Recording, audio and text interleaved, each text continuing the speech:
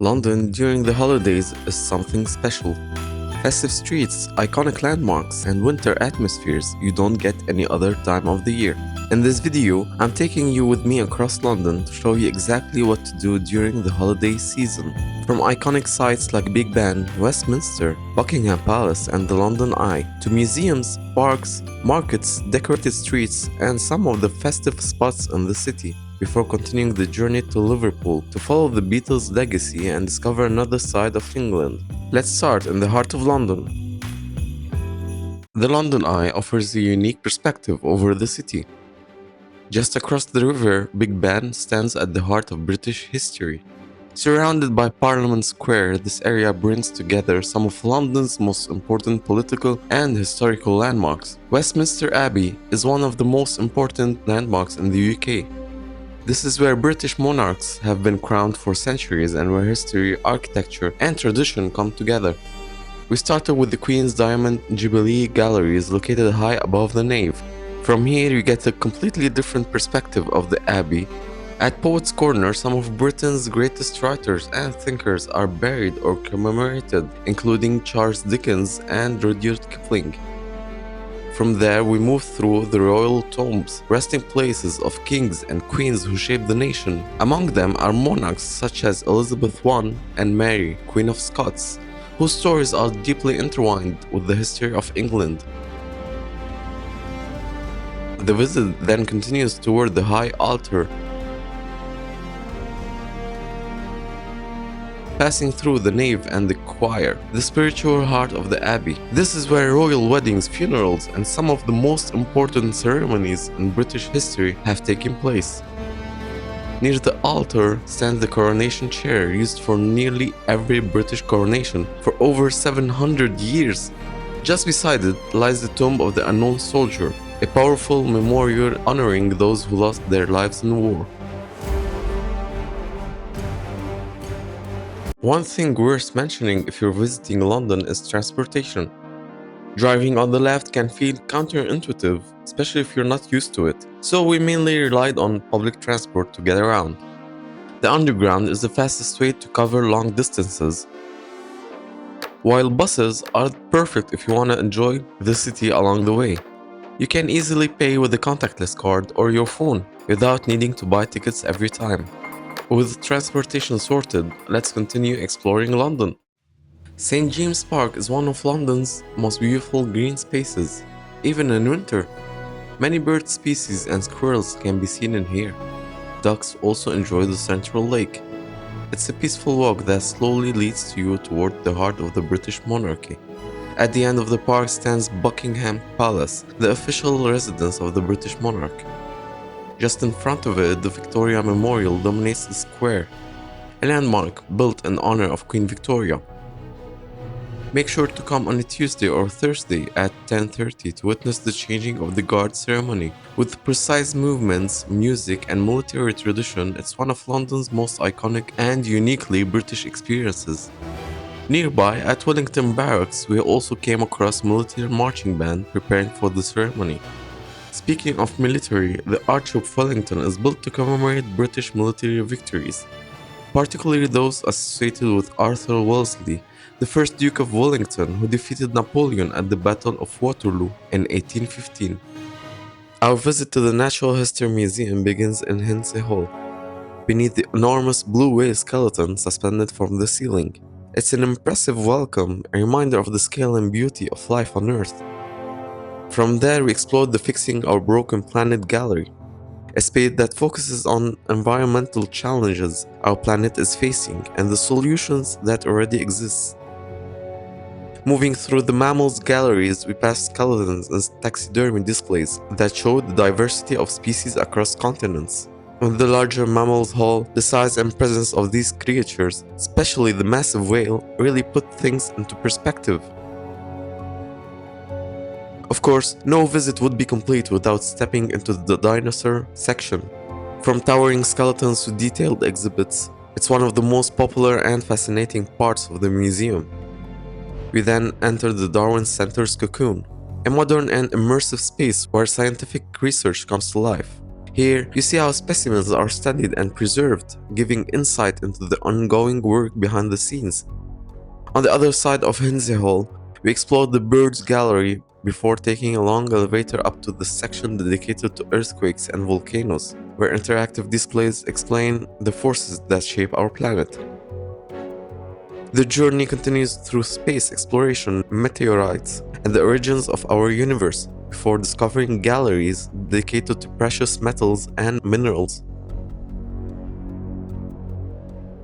We ended our visit in the vault, home to rare gemstones, and at the Treasures Gallery, you can find Britain's most unique treasures. This museum is huge, and to let all the knowledge simmer, we head outside. Hyde Park is one of London's largest and most iconic green spaces. Even in winter, it offers a calm break from the city's rhythm. From there, we made our way through Trafalgar Square, one of London's most famous public spaces. The square commemorates the Battle of Trafalgar in 1805, when the British Navy, led by Admiral Nelson, defeated the French and Spanish fleets during the Napoleonic Wars. We then walked through Chinatown, with its colorful lanterns and traditional arches.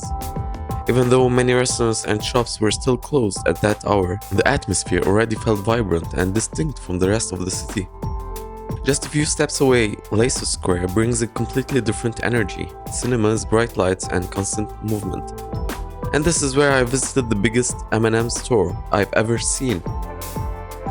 A fun and unexpected stop in the middle of central London. Tea holds a special place in British culture, with traditions like afternoon tea dating back to the 19th century. This is why we stepped into TWJ. This is another emblematic institution, the British Museum. The visit begins in the impressive Great Court, with this glass ceiling and circular design surrounding the historical reading room, once used by some of the greatest thinkers and writers. From there, we explored the Assyrian galleries where monumental reliefs from the ancient city of Nineveh line the walls. These carvings depicting royal hunts and battles offer a striking glimpse into one of the world's earliest civilizations. Interwoven with Mesopotamian history, the Egyptian section showcases sculptures, hieroglyphs, and artifacts that trace thousands of years of civilization along the Nile. One of the highlights is the Nereid Monument, an impressive Lycian tomb decorated with sculpted figures inspired by Greek art. Fascinating blend of cultures. We then reached the Parthenon marbles. As a Greek, this was a very emotional moment for me. These sculptures once adorned the Parthenon in Athens, and seeing them here, far from the Acropolis, felt complex and bittersweet. The section dedicated to the Caryatid was unfortunately closed during our visit, which made the moment even more incomplete. The journey continues through Imperial China, where intricate jade carvings and delicate artifacts reflect centuries of craftsmanship and symbolism. Jade in the east is the equivalent of gold in the west in terms of value. On the upper level, we discovered Egyptian mummies, preserved remains that continues to fascinate visitors and reveal ancient burial practices. We then moved through ancient Europe, tracing early societies, tools, and artistic expressions that shaped the continent. The visit ends with a quieter but equally fascinating section dedicated to historical clocks and Islamic art, showcasing scientific precision and intricate decorative traditions.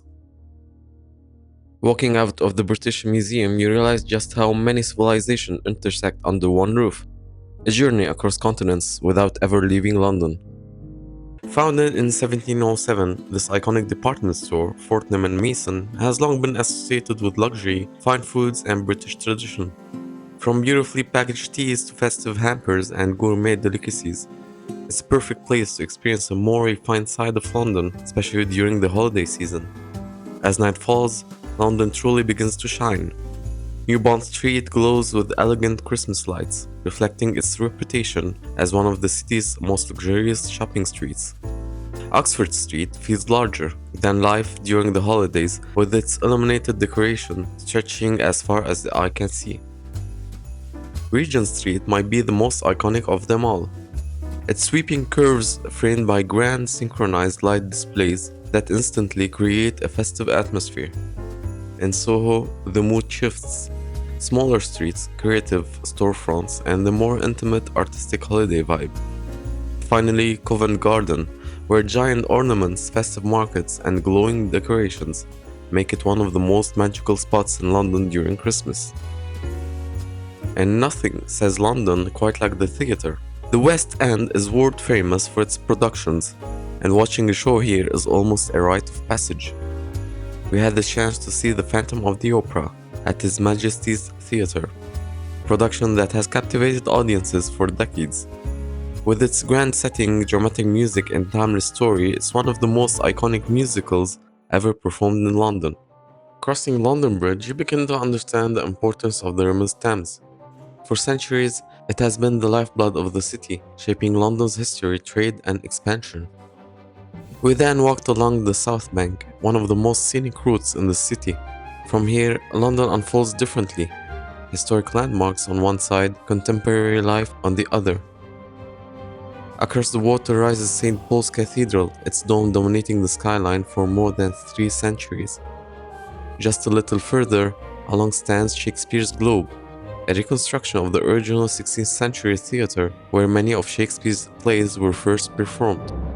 Following the Thames, we reach one of London's most iconic landmarks, Tower Bridge. Often mistaken for London Bridge, this Victorian masterpiece has become a true symbol of the city. Completed in 1894, its distinctive twin towers and blue suspension elements were designed to allow ships to pass while preserving the skyline. We go down from the bridge to find one of London's most formidable landmarks, the Tower of London. From the outside, its massive stone walls already hint at the centuries of history contained within. Even with tickets booked online, the long line outside was a reminder of how popular this historic site remains. We entered through Byward Tower, stepping into a fortress that has served as a royal palace, prison, treasury, and execution site. Climbing up onto the fortified walls, we explored the medieval palace, once home to English kings and queens. Despite its defensive appearance, parts of the tower were designed for royal comfort. Inside the Lantern Tower, displays show how lavish ceremonies once unfolded here, complete with grand feasts and decorative tableware. Walking along the ramparts offers a unique perspective of the fortress. We descended toward the Cradle Tower before climbing again to the Salt Tower and Broad Arrow Tower, where weapons and military artifacts are displayed, reminders of the tower's defensive purpose. Along the walls, we encountered one of the tower's most famous residents, a raven. Legend says that if the ravens ever leave the tower, the kingdom will fall. One section is dedicated to the royal beasts, recalling a time when the tower even housed a royal zoo, with lions and exotic animals gifted to the monarchy. We then descended to see the Grand Jewels, an extraordinary collection of ceremonial regalia still used today. Filming wasn't allowed inside, but the experience of seeing them in person is unforgettable. Climbing into the White Tower, the oldest part of the complex, we discovered displays of royal armor and life-sized horse replicas, powerful symbols of medieval warfare and monarchy. Inside, a small chapel offers a surprisingly peaceful contrast to the fortress atmosphere. The tower is also a place of tragedy. This is where Anne Boleyn, the second wife of Henry VIII, was executed in 1536. Another section reveals the darker side of medieval justice, with displays dedicated to torture methods once used within these walls. Few places in London capture so much history in one space: power, ambition, betrayal, ceremony, and legend, all contained within these ancient walls. We spent Christmas Day in London, and one thing that surprised us was the complete absence of buses and the underground on December 25th.